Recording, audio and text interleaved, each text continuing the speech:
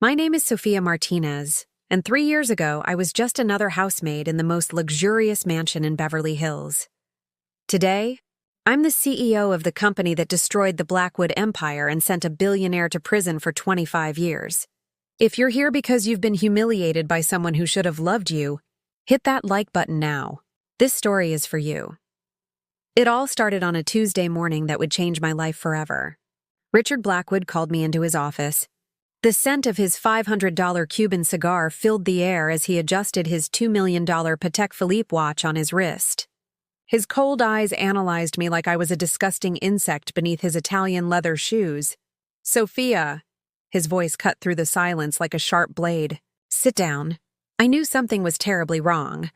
28 years living in the housing projects had taught me to recognize danger in the air. Richard had never spoken directly to me before. To him, I was human furniture, invisible like all the maids who had passed through that house over the years. "Did you really think I wouldn't find out about this?" He opened a folder filled with photographs. They were images of Gabriel and me in the library, talking, laughing, kissing. My blood instantly ran cold. For 2 years, our love had blossomed in secret, away from the cruel eyes of Beverly Hills elite. Gabriel protected me, respected me, saw my intelligence where others only saw a cleaner. But now, our secret world was exposed on his father's mahogany desk. "You disgusting gold digger!" Richard spat the words like pure venom. "Did you really think you could seduce my son and steal our fortune?" His words hit me like physical punches. Each accusation, each look of contempt, each gesture calculated to destroy me psychologically. But the worst was yet to come. Richard opened a drawer and pulled out a thick stack of $100 bills. He literally threw the money on the floor at my feet, like he was feeding a wild animal. "Take your $10,000 and get out of my sight," he growled with absolute contempt. "It's more than you'd earn in years cleaning toilets." At that moment, Gabriel walked into the room. My heart shattered when I saw the man I loved enter with his shoulders curved in total defeat. "Dad, please don't do this," Gabriel murmured, but his voice completely lacked the strength I knew. He didn't even look at me. "Don't do what? Protect our patrimony from a gold digger?" Richard stood up, walking around the desk like a predator circling its prey. "You think she loves you, Gabriel?" "She loves our $2 billion. The ultimatum came like a death sentence. I'm giving you one choice, son. Choose this maid and lose everything. Not a single penny from this family will ever reach you." The threat hung in the air like poison gas. I looked at Gabriel, searching his green eyes for any sign of the courage he had shown in our private moments. Instead, I saw fear, weakness, the spoiled rich boy he had always been underneath. "Sophia." Gabriel's voice came out as barely a whisper. Maybe it's better this way. We're from different worlds." Those words destroyed me more than any physical violence could have. The man I loved, the man I had given my heart to, was choosing money over me. He was choosing his father's approval over our love. "Get out," Richard commanded with the authority of a king dismissing a peasant. "Security will escort you off the property. If I see you near my family again, I'll make sure you never work anywhere in this city." The humiliation didn't end with my dismissal. It was just the beginning of a calculated campaign to destroy my entire existence. To understand how we got to that devastating moment, I need to take you back 2 years. I had been working at the Blackwood Mansion for only 3 months when Gabriel returned from his time studying at Harvard Business School. Everyone expected to find the same spoiled playboy who had left, but he came back different, more mature, with dreams of his own that didn't involve simply inheriting Daddy's empire. My official job was to clean the library and organize books, but Gabriel soon discovered I did much more than that. During the early morning hours, when everyone was asleep, I studied the financial reports he left on his desk, correcting errors that even the company's expensive consultants hadn't noticed. I had secrets of my own that the Blackwood family would never have imagined. "You understand these numbers?" Gabriel asked me one night, finding me hunched over investment spreadsheets at 3 a.m. I looked up, knowing this moment would either change everything or get me fired immediately. "I have a degree in business administration from UCLA. I replied, expecting to see surprise in his eyes. I had to stop working in the corporate field to take care of my mother when she got cancer. The treatments are expensive, and your family pays well. That was the first time anyone in that house saw me as a human being with intelligence, dreams, and a story worth hearing. Gabriel didn't show pity or condescension. He showed genuine respect, something I hadn't experienced from wealthy people before. Our conversations began that night and continued every evening for months. He told me about the crushing pressure of inheriting an empire he didn't build, the expectations that suffocated his own ambitions, the loneliness of being valued only for his bank account. I shared my dreams of returning to the corporate world, my frustration with being invisible despite my qualifications, my determination to give my mother the best medical care possible. Without realizing it, we were falling in love with who we really were beneath the mask society forced us to wear. Gabriel wasn't just another spoiled rich kid, and I wasn't just another maid. We were two people who understood each other's struggles in ways no one else could. Gabriel secretly helped me financially when my mother needed a $180,000 surgery that insurance wouldn't cover.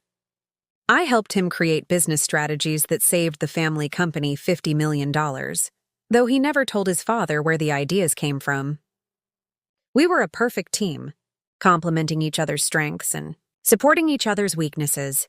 But love between different social classes is an unforgivable crime for those who built fortunes by exploiting that exact difference. Our relationship had to remain completely secret because the very foundation of the Blackwood wealth depended on maintaining the illusion that people like me were fundamentally different from people like them. For 2 years, we lived in a beautiful bubble of stolen moments and whispered promises, late-night conversations in the library, brief touches when no one was looking, secret text messages that we deleted immediately after reading.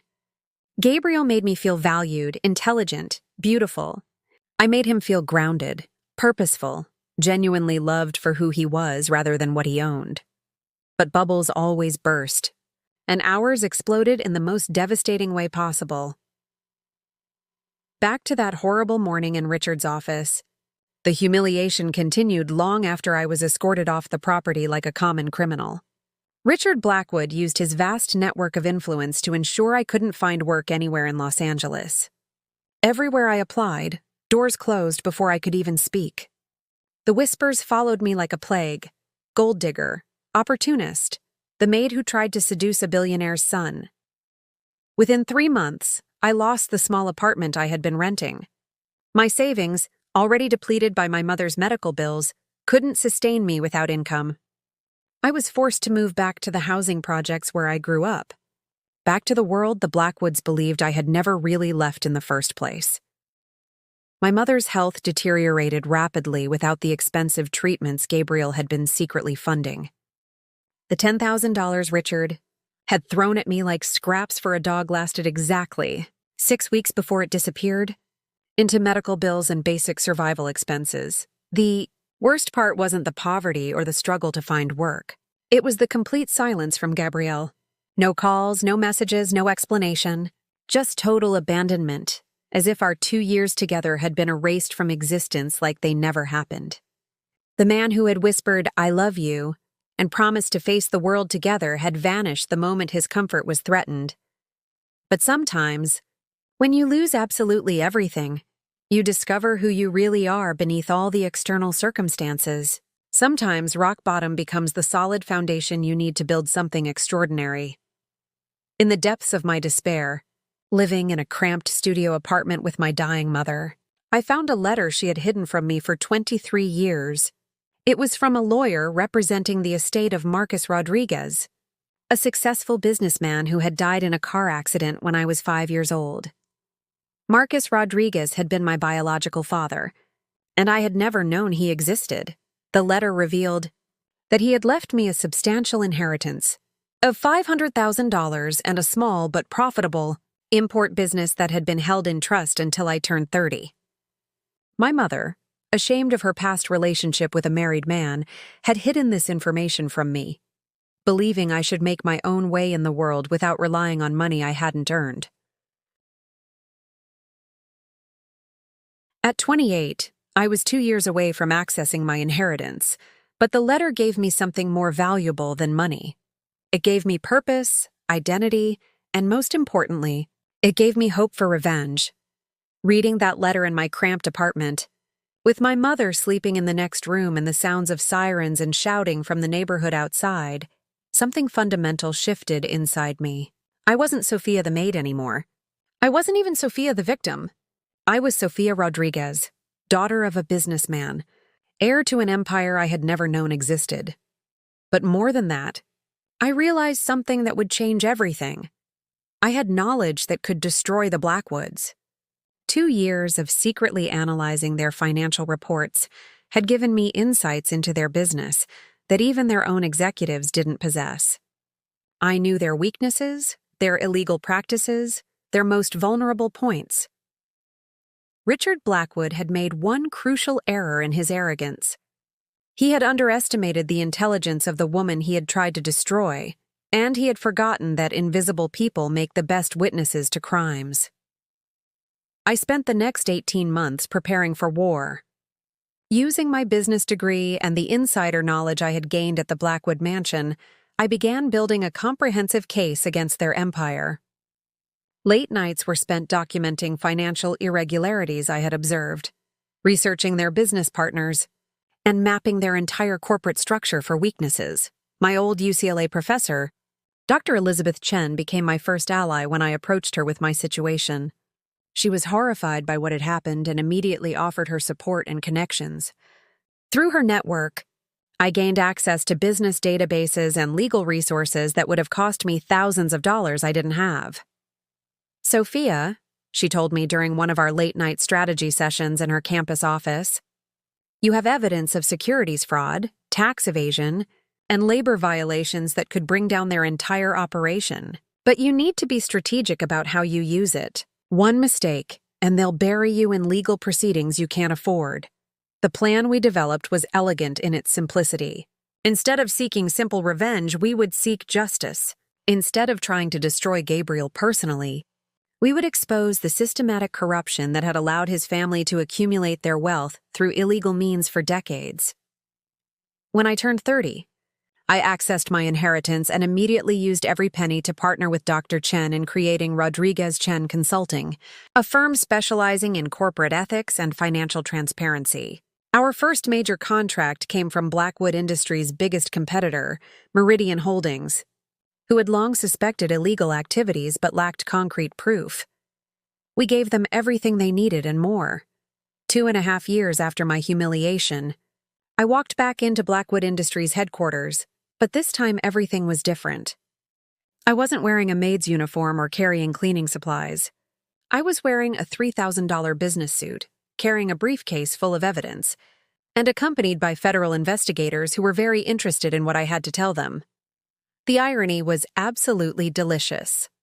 Richard Blackwood, who had thrown me out like garbage and tried to convince the world I was worthless, now sat across from me in the main conference room as I presented documentation of his company's decades of financial fraud to FBI agents and federal prosecutors.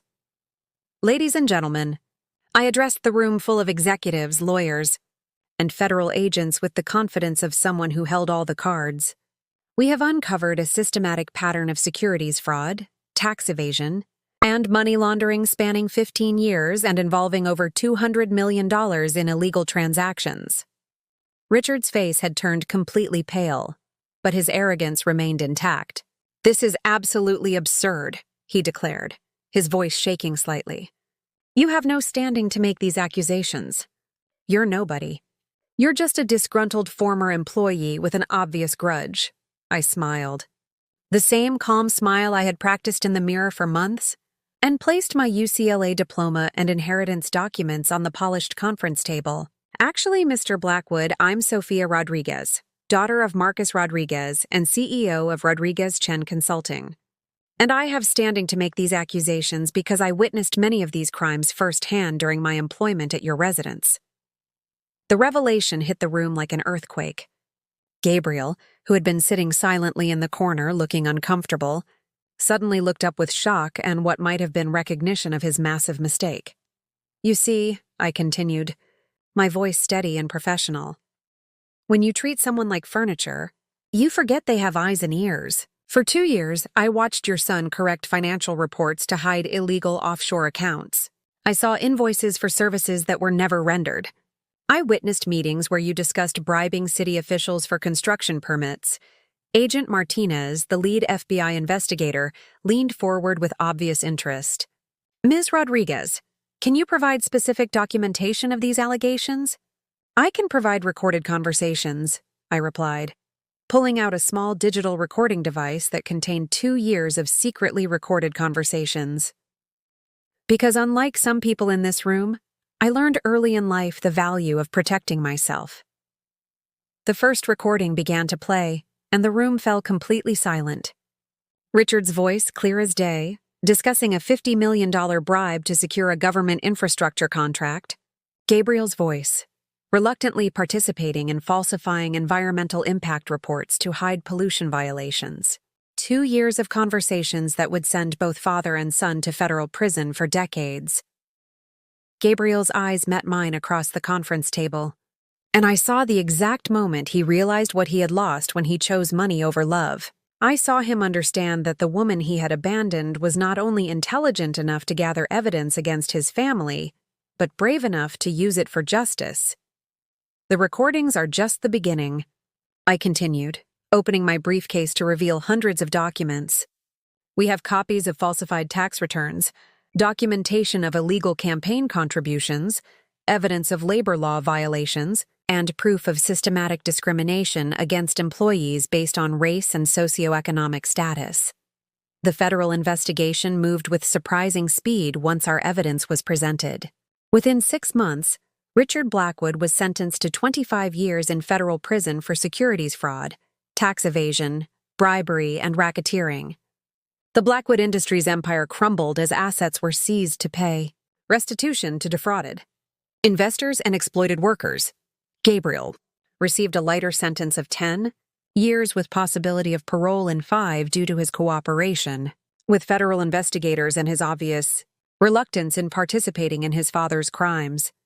Before his sentencing, he requested a private meeting with me through his lawyers. Sofia, he said, sitting across from me in the courthouse conference room, his designer suits replaced with standard jail clothes and his confident demeanor completely broken.